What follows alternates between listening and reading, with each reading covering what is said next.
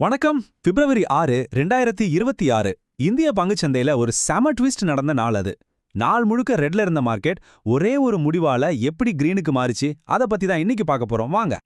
பார்க்கறதுக்கு பங்குச்சந்தைக்கு அது ஒரு நஷ்டமான நாள் மாதிரி தான் தெரிஞ்சது. ஆனா நிஜமாவே அப்படியா? கதை அங்க முடியல.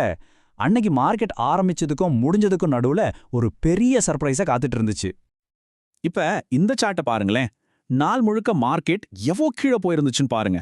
ஆனா க்ளோசிங்ல எங்க வந்து நின்னு இருக்கு? அப்பாப்பா, என்ன ஒரு ரீகவரி! இந்த திடீர் எழுச்சிக்கு என்னவா இருக்கும் காரணம்?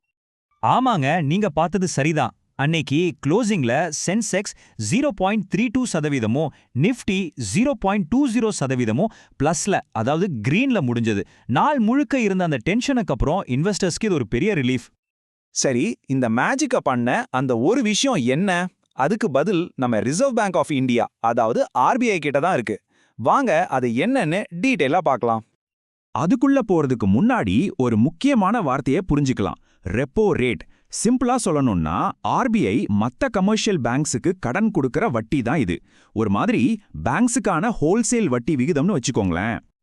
அன்னைக்கு எல்லாரோட கண்ணும் இந்த ஒரு நம்பர் மேல தான் இருந்துச்சு. 5.25%. ஆமா, ஆர்பிஐ தன்னோட ரெப்போ ரேட்டை இந்த நம்பர்ல அப்படியே எந்த மாற்றமும் இல்லாம வச்சிருந்தாங்க. ஆர்பிஐயோட மானிட்டரி பாலிசி கமிட்டி ஒரு மனதா இந்த முடிவை எடுத்தாங்க. பணவீக்கம், வளர்ச்சி பத்தின கவலைகள் எல்லாம் ஒரு பக்கம் இருந்தாலும் வட்டி விகிதத்தை மாத்தாம வச்சது மார்க்கெட்டுக்கு ஒரு ஸ்டெபிலிட்டி சிக்னல் கொடுத்துச்சு. சொல்லப்போனா இன்வெஸ்டர்ஸ் எதிர்பார்த்ததும் இதுதான். ஓகே, இப்ப ஆர்பிஐயோட இந்த சிங்கிள் டிசிஷன் மார்க்கெட்ல எப்படி ஒரு ரிப்பிள் எஃபெக்டை உருவாக்குச்சுன்னு பார்க்கலாம். அதாவது சில செக்டார்ஸ்க்கு இது நல்லதாவும் சில செக்டார்ஸ்க்கு கெட்டதாவும் அமைஞ்சது. இங்க பாருங்க, வின்னர்ஸ் வர்சஸ் லூசர்ஸ் ரொம்பவே தெளிவான ஒரு பிரிவு.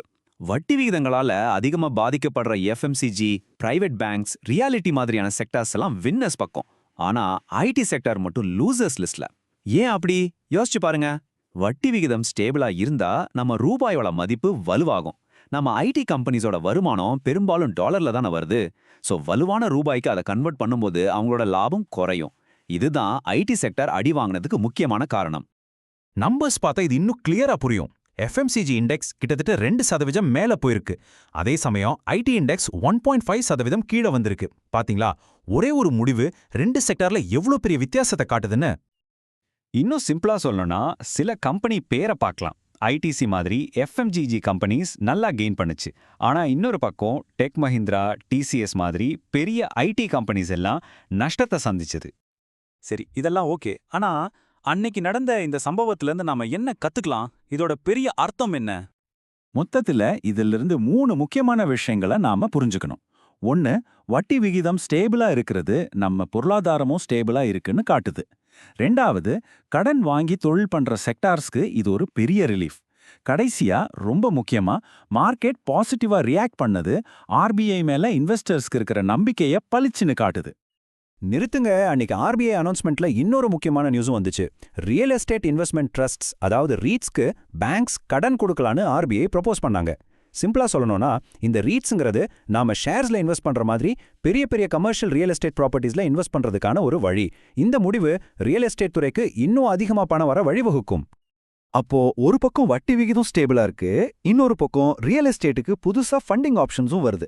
அப்போ நாம அடுத்ததா கண்ணும் கருத்துமா கவனிக்க வேண்டிய செக்டார் ரியல் எஸ்டேட்டா இருக்குமோ? நீங்க என்ன நினைக்கிறீங்க?